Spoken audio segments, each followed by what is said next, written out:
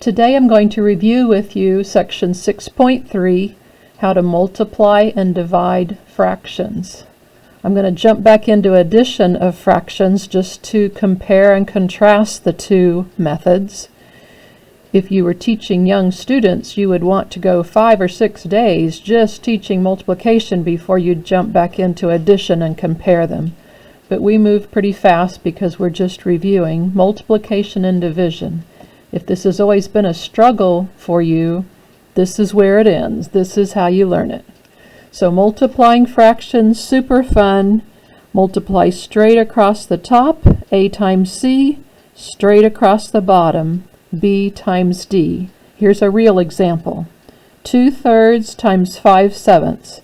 Multiply straight across the top, 2 times 5 is 10, straight across the bottom, 3 times 7, 21. Done. There's the answer.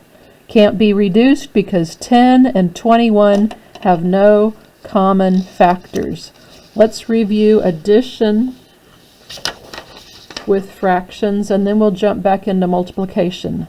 Addition, not as quick. Addition requires that the denominators are the same, but they are with 3/10 plus 1/10. So we just add straight across the top. Because we're adding, it's 3 plus 1 is 4, and the denominator stays the same. 4/10 is actually the right answer, but you don't want to leave it unreduced. Because you can divide the top and the bottom by 2, you should do it. So 2/5 is a better looking answer. It's equal to 4/10, but it's a better looking answer. So 2/5 is what you would want to put as your answer.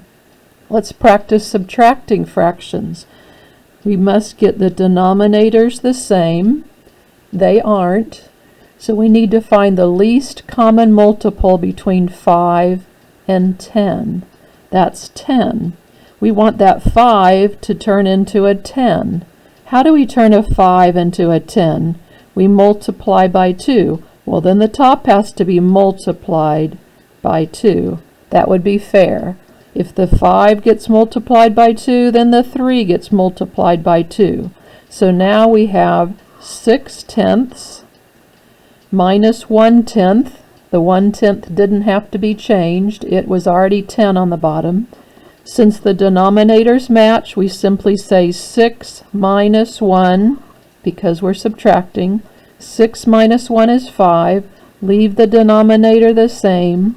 Reduce the top and the bottom by dividing by 5, and your answer is 1/2. That's how you add fractions. The denominators must be the same. To multiply fractions, you don't need the denominators the same. It's much faster. You simply multiply across the top. 5 times 2 is 10. Multiply across the bottom. 8 times 3 is 24. If you can divide top and bottom by the same number, you should do it. And the reduced answer is 5/12. It's equal to 10/24, but it looks better written as 5/12. Let's practice another way of modeling multiplying fractions.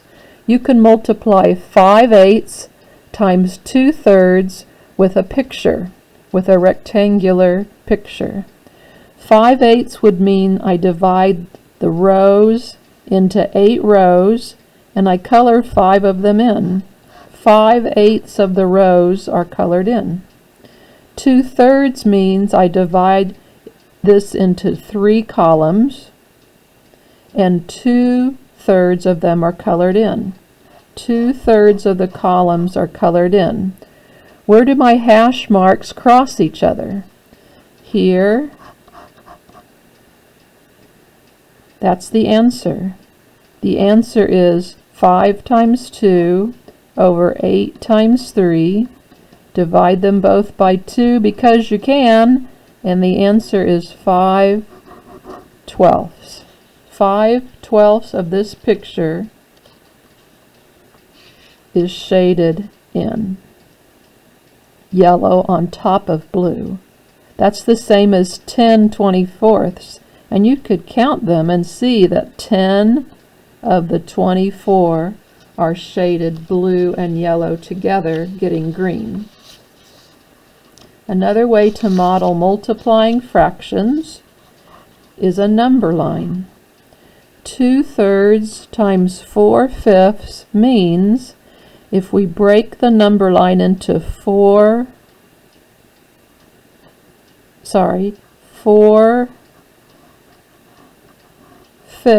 of a whole, 4 of the 5 pieces. So I jump all the way here. 4 of the 5 pieces, that's all I'm considering right now. And then I want 2/3 of that amount. So I further have to break this into thirds, and I only want 2/3 of that amount. That would be 8/15.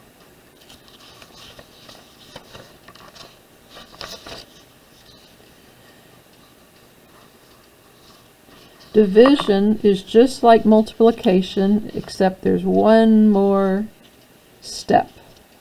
It's just like multiplication, but there's one more step. Let's read this example. A new city park, you read it, pause the video, read it, and then I'll get back with you.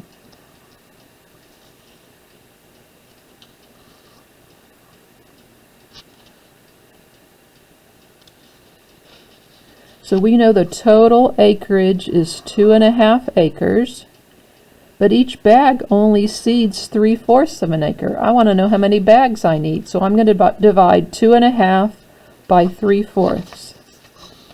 2.5 is my entire lawn. It's pictured right here, 2 and then a half, and I want to divide it into 3/4 pieces. Each bag will cover 3/4 of that, 3/4 of that, 3/4, and when you break it up into chunk,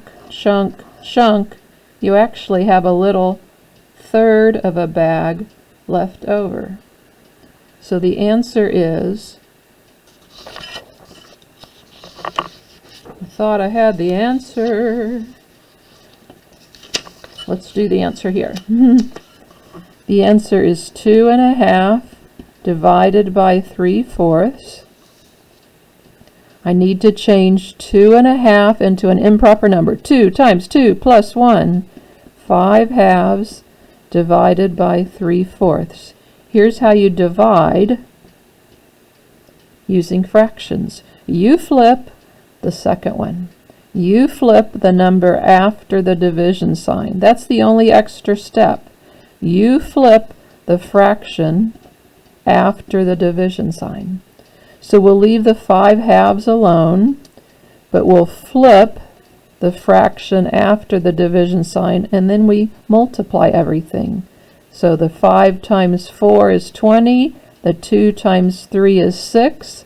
I will divide the top and the bottom by 2 because I can, and that gives me 10/3. If you divide 10 divided by 3, you will get 3 1/3, and that's what we got in our picture. 3 bags and a third left over. Let me show you more simply the process for dividing. When you have a fraction divided by a fraction, you flip the second fraction. This guy gets flipped upside down, and then you multiply and go on your merry way. Flipping something is called the reciprocal. The reciprocal of 1/3, well, that's 3/1. They're not equal, they're reciprocals of each other. The reciprocal of 4, yes, there is one, because 4 can be over 1, is 1/4. The reciprocal of 4.5, well, you have to rewrite it as 4 times 2 plus 1, 9/2, and then you can flip it over. So these are all examples of reciprocals. They're not equal, they're reciprocals. Let's practice dividing fractions. 3/4 divided by an 1/8. You flip the second fraction and make it 8/1, and then you can multiply. 8 times 3, 24. 4 times 1, 4. Reduce, and there's your answer. Let's jump to this last one. 6/7 divided by 12/21. You flip the second one, the fraction after the division sign, and then you multiply everything and go on your merry way. 6 times 21, 7 times 12. I'm doing this in my head. Make sure I'm doing it right. Check on your calculator. It looks like I can divide top and bottom by the same number. Maybe I can divide them both by 2. Maybe I can divide them both by 3. Maybe I can divide them both by 6. If you didn't think of 6, then divide them by 2 and then do it again by 3, and you'll get to the answer same as I do. So let's divide 126 by 6. Let's divide 84 by 6.